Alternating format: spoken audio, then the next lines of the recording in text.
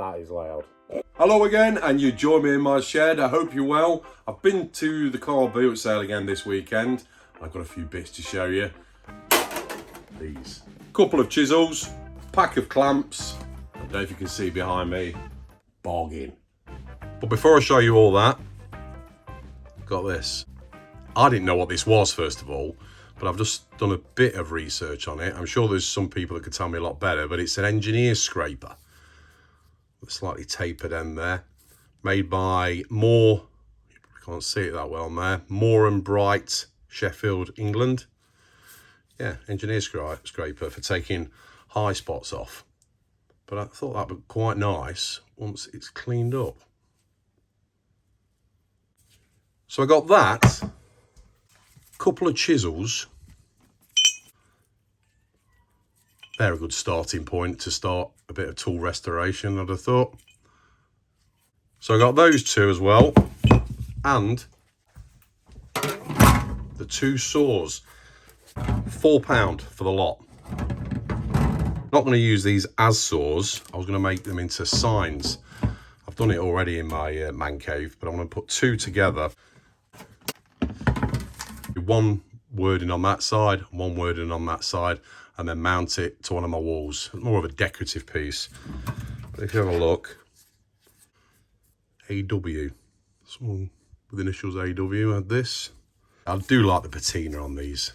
I'll clean up the steel and I'll do some sign writing on there. But yeah, £4 for the lot. Bargain. Might look quite good like that, actually. What do you think? Some wording on there and there.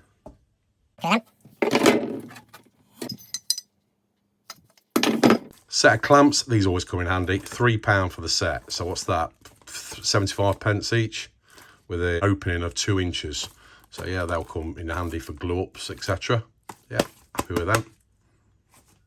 So this is really what I wanted to show you, the Einhell table saw. I've been after one for a while. I saw this as soon as I got there. I thought I might have to haggle with a guy. Anyway, you come out with £20, 20 quid. I didn't think that was bad. I still tried to knock a little bit off, but he wouldn't have it. £20. There's a few things wrong with it, or a few things missing, should I say. But anyway, we can come to that. But overall, I'm impressed. It works, which is the main thing. I'll show you a little bit more about it. So that, as you can see, an Einhell TCTS2025/2 Eco. Now, I think the Eco represents the fact that it doesn't come with some extra accessories. On the other models, they'll have a panel there, a panel there. I'm pretty sure it came with legs. I haven't got the legs, it didn't come with it. But it did come with cross-cut sled for mitre cuts, and they slot into the grooves on top there. It's full of sawdust at the minute. I haven't even cleaned it yet. But yeah, you can see how that slots into there. I'll clean it in a moment. It's missing the most important thing, riving knife. We'll come on to that in a second. It came with a plug that goes onto 2-pin plug, this one here, but the earth's missing. So I'm just going to standard plug just to trial it out. So to raise the blade, winding handle there. Yeah, no riving knife. Now I haven't opened this up yet. I've noticed the top plate, it's got a bit of a spring in it, but I think something is trapped under there, but we'll have a look.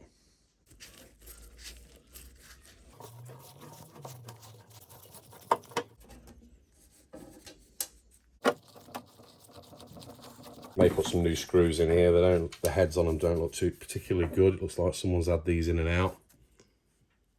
So yeah, probably swap them out. Let's take the cover off.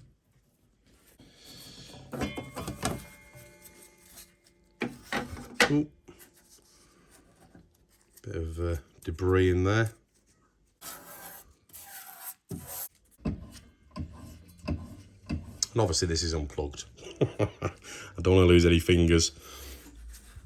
So I can see the plate for the riving knife.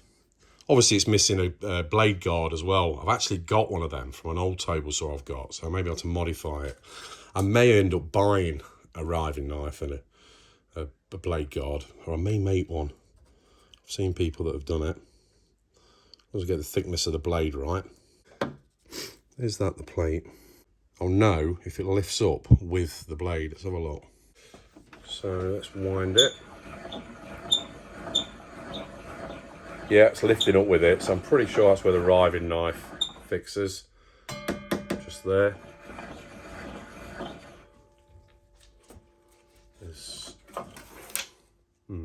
So I'll probably have to look at the instructions how the splitter or the riving knife sits with the guard. I'll look at it. There'll be something online, I'm sure, so I'll check that out. Let's see if this goes back a bit easier now. Let me brush this away.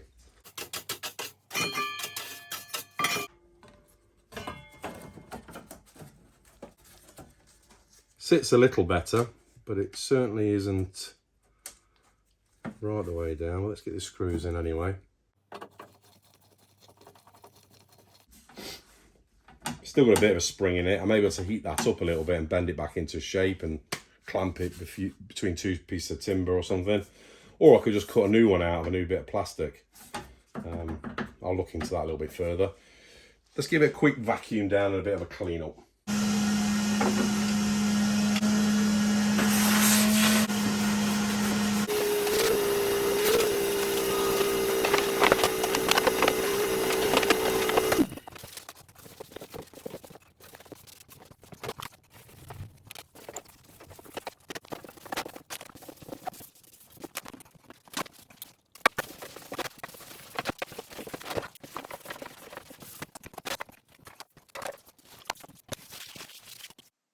Okay, so that looks a bit nicer, a bit more cleaner, a bit shinier.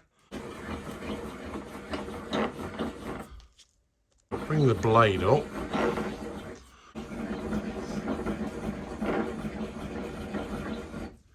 So to set the angle,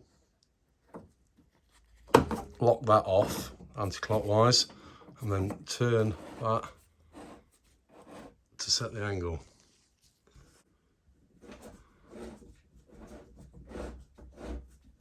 I think I'll get a digital angle finder for it, magnetic one. So when you found the position you want it at, lock it off. It's marked on there 0 up to 45 degrees. Whether that's accurate or not is a different story. So it didn't come with a fence, but I can make one of them. In fact, I bought this a few weeks ago. I showed it on my channel. It's a saw guide and it clamps on to a piece of wood you're cutting. Now, temporarily, I can lock it like that. It's not tight that end. Let me just tighten it up that end. Tighten it up this end. Ready? It is now. Drop the handle down and lock that in place, and that's fairly rigid. It's not very high though, of course. So I could run shallow bits of timber through it. Really, I want to make a fence that's going to be higher. I'll either make it out of wood or aluminium. Make it some sort of clamping device here. Again, I'll either make or buy the riving knife and a saw guide as well. If I'm not cutting all the way through the timber, then I won't be using the guard because it's impractical to do that. Majority of the time I want to use the blade guard. I'm not an expert on this, by the way. Do your own research when it comes to table saws. They're one of the most dangerous tools in any workshop, as you're probably all aware of anyway. So I'm going to take my time on it and get it set up right. Yeah, I don't want to take any chances. Didn't come with any legs, but I'm thinking of making a pull-out trolley that's going to sit under one of these cupboards here. So if I pull it out, fixed to the trolley, and then up against that foldable bench I've made just there, and then buff up against it, either with a locking piece or some way of clamping it to it, then I can run my timber in that direction. Now, coincidentally, if I position that saw against that workbench there, where the saw is, which is probably about here, 10 inches back, so the saw's about here, it's actually over 8 foot to the end of that workbench. So if I had some sort of roller device or whatever, I could roll it, push timber through up to 8 foot straight over the table saw and run off onto that bench and onto that bench. But I would have a play around, bit of trial and error, but I think it'll sit quite well there. It'll need to be higher than fitting under there. So I'm going to make some legs that come down, and when it's pulled out, can lift them a little bit higher so it reaches the same height as that work surface. I think that makes sense. The other thing I want to do is put a bit of an extension piece on that side and on that side. They'll fold up. I've actually got a load of stainless steel. I wonder if that'll work. If not, I'll use timber. So when I roll it up to there, I can pull that side up, then put larger pieces of timber through. Another thing I want to do, on and off button, I want to do a knee switch device. So you can turn that on and off, the green button, with your hand, but then I'm going to make like a pivoting bar that comes down. If you knock it with your knee, it'll turn it off. So yeah, I'm going to play about with that as well. So for the money, I don't think that's too bad. 20 quid. Let's just show it running up, just in case.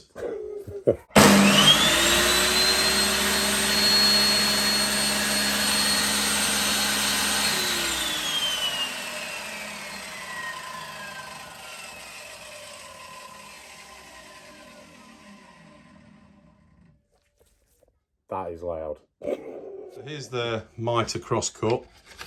So it's that groove there.